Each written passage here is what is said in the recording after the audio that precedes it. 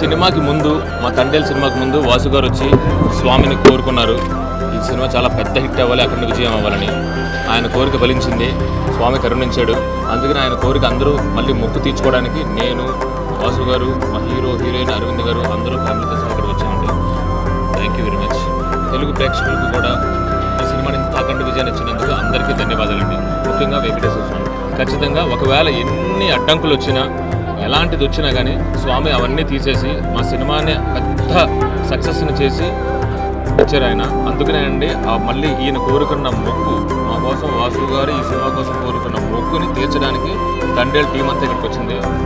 ఖచ్చితంగా మళ్ళీ ఇంకొక సినిమాకి మళ్ళీ వచ్చి ఇంకొక